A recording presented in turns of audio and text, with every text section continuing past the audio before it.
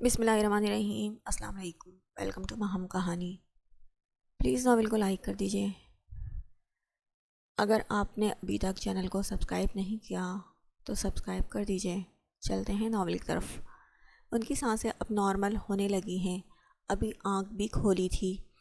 رکیے ذرا، ڈاکٹر اس نیم مردہ وجود کی دھڑکن اور نبض ٹٹولتا خوشی سے بول رہا تھا۔ وہ ایسے تھم گیا جیسے سانس بھی لیا تو گڑبڑ ہو جائے گی۔ نظر اس وجود پر ٹکائے ہولے ہولے قریب جانے لگا۔ جب اس کے سامنے وہ زندگی کا سب سے خوشنما منظر دہرایا گیا تھا، اس نے آنکھ کھول کر جھپکی اور بہت دھیرے سے سر اس کی جانب موڑتے ہوئے اسے دیکھا۔ دیکھتے رہنے کے بعد اس کی نیلگوں آنکھیں نم ہونے لگیں۔ ادب خان، اس کے لبوں سے ٹوٹ کر لفظ ادا ہوئے اور ادب خان وہیں گھٹنوں میں گر کر رو پڑا تھا۔ دور فضا میں فجر کی اذان گونج رہی تھی۔ ادب خان زمین پر سجدہ ریز تھا۔ اس نے ان 2 ماہ میں بہت منتیں مانی تھیں۔ مزاروں پر گیا، چادریں چڑھائیں، خیراتیں دیں۔ کل رات وہ تھک کر مسجد میں جا بیٹھا تھا۔ رات کے دوسرے پہر، جس وقت کو تہجد کہا جاتا ہے، یہ وہ وقت تھا جب ادب خان نے سجدے میں گر کر روتے ہوئے اللہ سے فریاد کی تھی۔ وہ تھک رہا تھا، اور کیا ایسا ممکن تھا انسان تھک کر گرنے لگے اور اس کا اللہ اسے نہ تھامے؟ وہ وقت جب وہ خود منتظر ہوتا ہے، کوئی ہے جو مانگے مجھ سے اور میں عطا کروں، کوئی ہے جو مجھے پکارے اور میں جواب دوں۔ پھر جو مانگ لیتا ہے، جو پکار لیتا ہے، اللہ اسے تھام لیتا ہے، عطا کر دیتا ہے۔ وہ سنتا بھی ہے، جواب بھی دیتا ہے۔ وہ دیتا ہے جو ہمارے لیے بہتر ہو۔ ادب خان نے بھی جان لیا تھا۔ 2 ماہ وہ ناسمجھ بچے کی طرح بھٹکتا رہا تھا۔ دینے والا تو وہ تھا جو شیرک سے زیادہ قریب ہے، جو زندگی دینے پر قادر ہے۔ حویلی میں آج خوشی کا سما تھا۔ خان یاور کی بیوی مومنہ ماں بننے والی تھی۔ جب سے یہ خبر سب کو ملی تھی، سب جی اٹھے تھے، میرا خانزادہ آنے والا ہے، میرا وارث آئے گا۔ خان یوسف پہلی بار کمرے سے نکل کر باہر آئے تھے۔ آنکھیں نم تھیں مگر لبوں پر مسکان تھی۔ سب کو یہی انتظار تھا اور یقین تھا وارث آئے گا جس کا نام خانزادہ حدید ہی رکھا جائے گا۔ یاور کی بیوی مومنہ ایک طرف بیٹھی تھی۔ چہرے پر ماں بننے کی خوشی کا نور تھا، گلابی پن تھا۔ علاقے کے ہاسپٹل سے اس کے لیے باقاعدہ ڈاکٹرنی بلوائی گئی تھی۔ خانی بیگم نے کچھ وجوہات کی بنا پر اس کے لیے یہ پریگننسی مشکل ترین دور ہو سکتا تھا، اس کے لیے لیڈی ڈاکٹر بلوائی گئی جو اس کی کنڈیشن کا ساتھ ساتھ خیال رکھ سکے۔ کچن میں کھڑی گل جان بیگم کے لبوں پر مسکان تھی۔ یاور کی اولاد ان کے لیے بھی خوشی کا باعث تھی۔ فرق اتنا تھا، باقی حویلی والوں کی طرح ان کے لیے بیٹی یا بیٹا ہونے سے فرق نہیں پڑتا تھا، انہیں بس خوشی تھی۔ اپنے پیچھے قدموں کی چاپ سن کر پلٹی تو خان یاور کھڑا تھا۔ ان کے پلٹنے پر قدم بڑھا کر ان کے سامنے کھڑا ہوا۔ ملازمائیں خان یاور کے آنے پر جلدی سے کچن سے باہر چلی گئی تھیں۔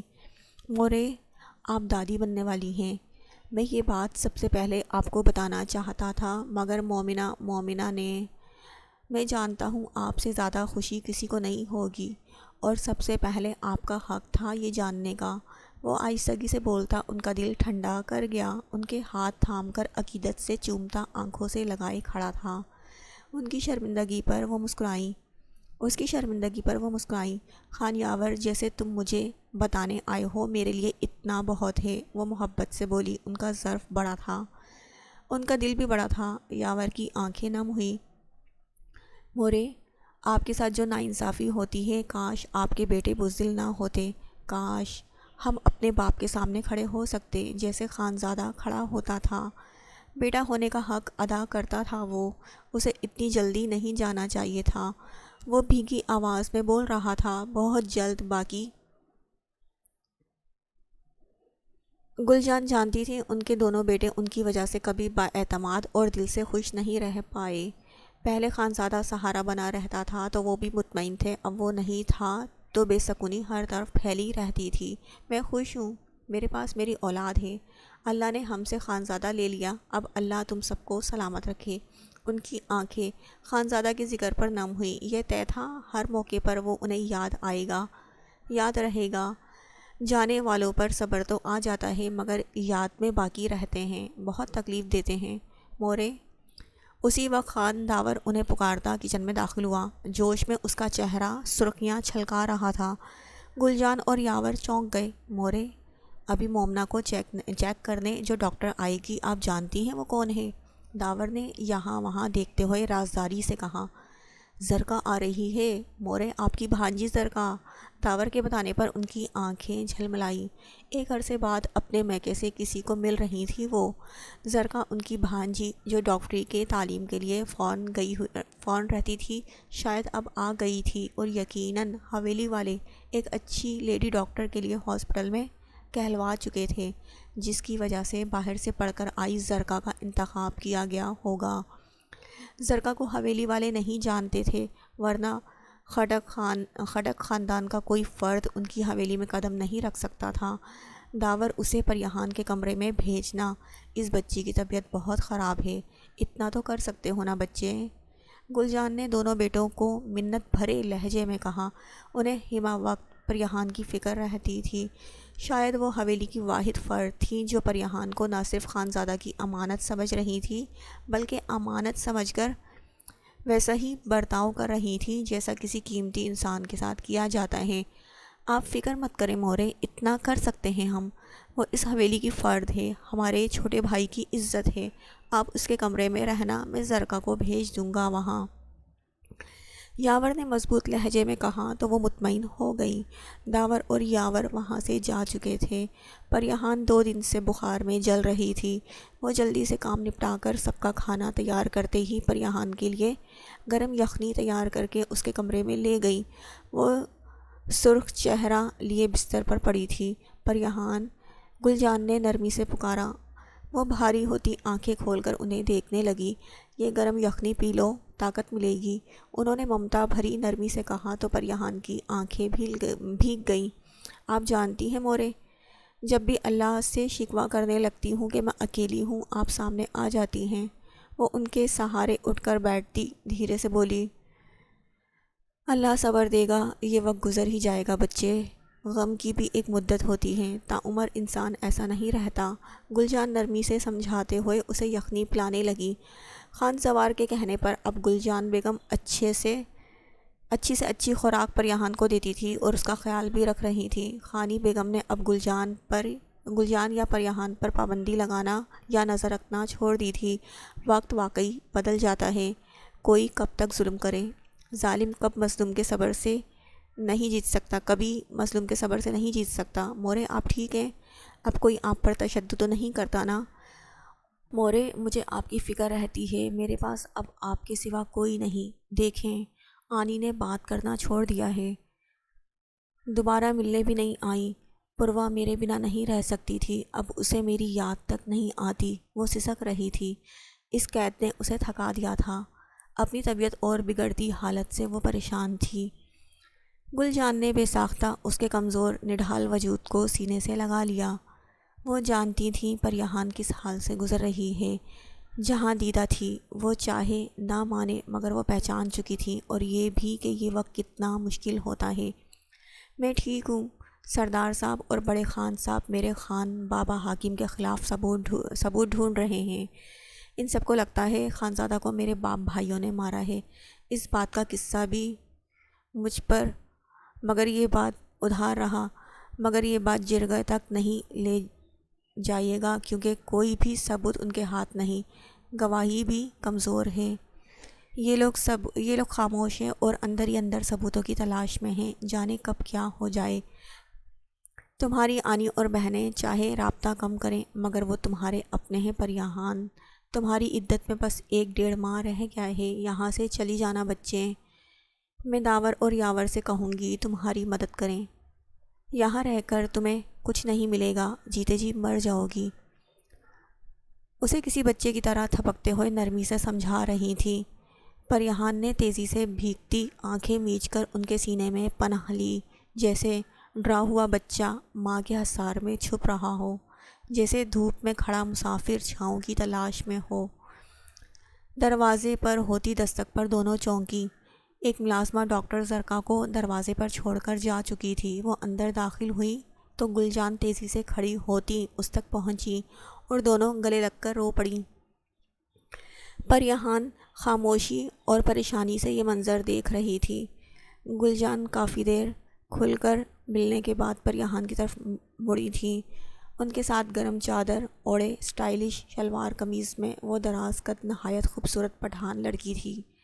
یہ ہمارے ہسپتال میں نئی ڈاکٹرنی آئی ہیں، یاور کی بیوی کے لیے آئی تھی، سوچا تمہارا چیک اپ بھی کروا لیں۔ گلجان اسے لیے بستر کے قریب آئیں۔ وہ ایک چیئر کھینچ کر بیڈ کے قریب بیٹھ چکی تھی۔ یہ میری بھانجی بھی ہے، مگر اس بات کا علم کسی کو نہیں، گلجان نے آہستگی سے پریہان کو بتایا۔ آپ سے مل کر خوشی ہوئی۔ پریہان نے اپنا کپکپاتا ہاتھ اس کی طرف بڑھایا۔ مجھے بھی۔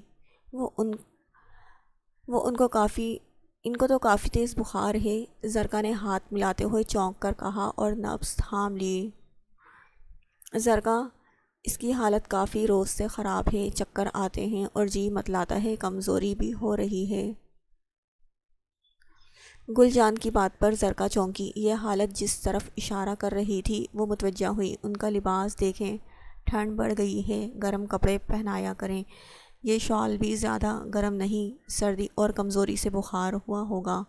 زرکا نے تعصب سے سر ہلایا اور اپنا بیگ کھول کر بیٹھتی تفصیلی چیک اپ کرنے لگی۔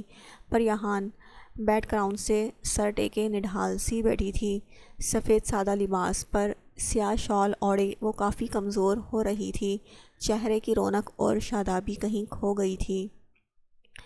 گلجان نے پرسوچ نظروں سے اس کا لباس دیکھا۔ وہ صرف ان کپڑوں کے اوپر شال لیے رکھتی تھی۔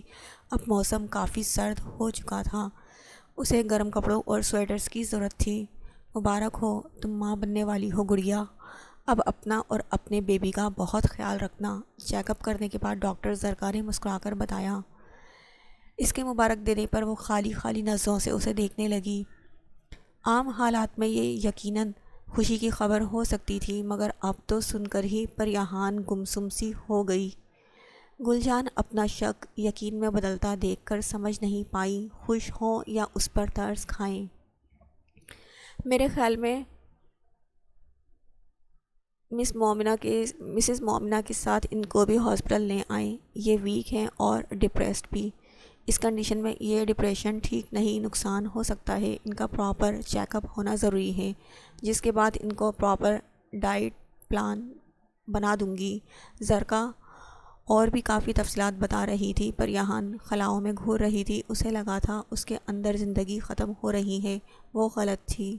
زرکا، یہ بات کسی کو مت بتانا، نام بھی مت لینا، اور یہ ہاسپٹل نہیں آ سکتی، یہ عدت میں ہے، خانزادہ حدید کی بیوہ ہے یہ۔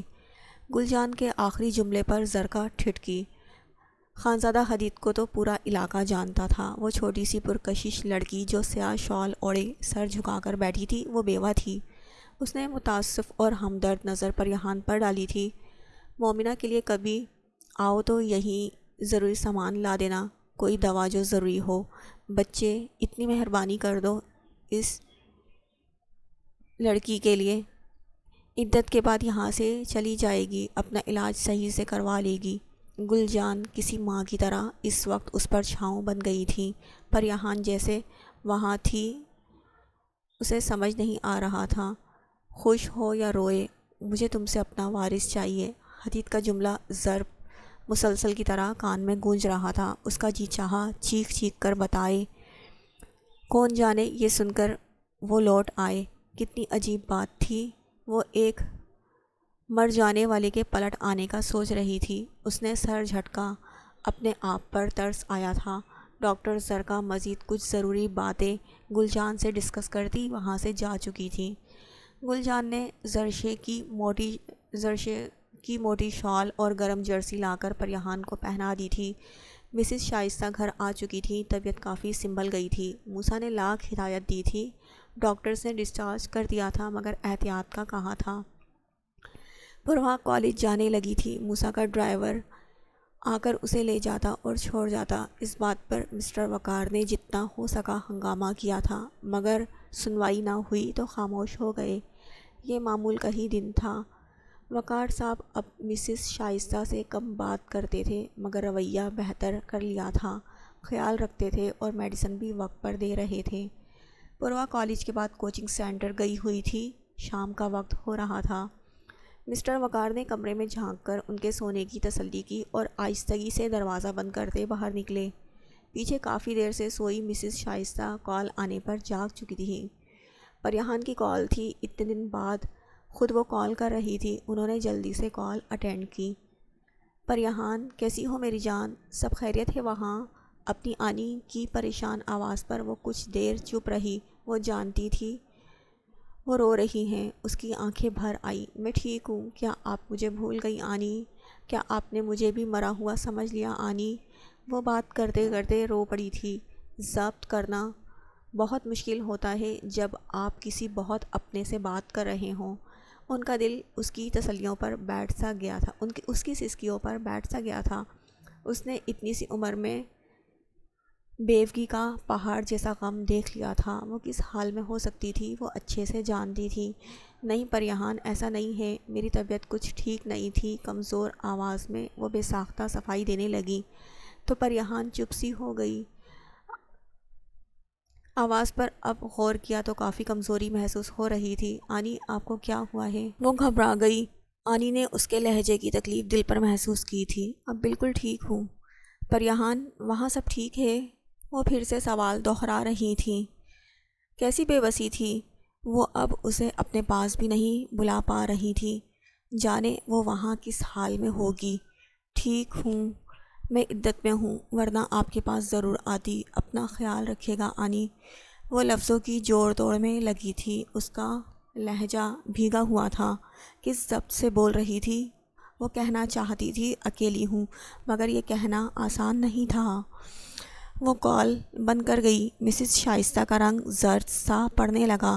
جب بھی دکھوں کے آغاز کو شروع سے سوچنا چاہا تو ان دونوں بہنوں کی اس الٹ پلٹ پر اس الٹ پلٹ ہو چکی زندگی میں سارا ہاتھ وقار صاحب کا ہی نکلتا تھا۔ مجھے خود کو سنبھالنا چاہیے، پوروا کے لیے، پریہان کے لیے، مجھے انہیں سنبھالنا ہوگا۔ وہ گہرے گہرے سانس بھرتی اٹھ کر بیٹھ گئیں۔ ہمت اور طاقت ختم تھی مگر وہ ساری ہمت جمع کرتی اٹھی۔ پوروا کے لیے کچھ اچھا بنانے کا سوچ کر کچن کی طرف بڑھیں۔ ڈرائنگ روم سے آتی ہلکی آواز پر رک گئیں۔ مسٹر وقار کسی سے بات کر رہے تھے۔ بات طے ہو گئی تھی، صبر کرتے۔ گھر نہیں آنا چاہیے تھا، اگر میری بیوی کو علم ہوا تو۔ وقار صاحب کی گھبرائی ہوئی آواز پر وہ ٹھٹک سی گئیں۔ کیا بات طے تھی؟ کیسا صبر کرنا تھا؟ وہ جانے کس سے بول رہے تھے۔ دروازے کے پاس رک کر اندر دیکھا تو ان کے سامنے سوٹڈ بوٹڈ ایک جوان مرد بیٹھا تھا۔ مسٹر وقار، دیکھو، میں نے تمہیں اپنی کمپنی میں شیئر ہولڈر بنانے کے لیے ایک بہت بڑی رقم کی قربانی دی ہے۔ میں نے اپنا کہا پورا کیا، مگر تم اپنے وعدے میں دیر کر رہے ہو۔ وہ مرد کافی سرد لہجے میں بات کر رہا تھا۔ میں جانتا ہوں، بس میری وائف کی طبیعت ٹھیک نہیں تھی۔ اس سے پہلے لڑکی کا بہنوئی مر گیا۔ وقت ایسا چل رہا ہے کہ وہ وضاحت دے رہے تھے۔ وقت جیسا بھی ہو، 3 مہینوں سے ٹرخا رہے ہو۔ میں مزید صبر نہیں کر سکتا، مجھے لڑکی چاہیے۔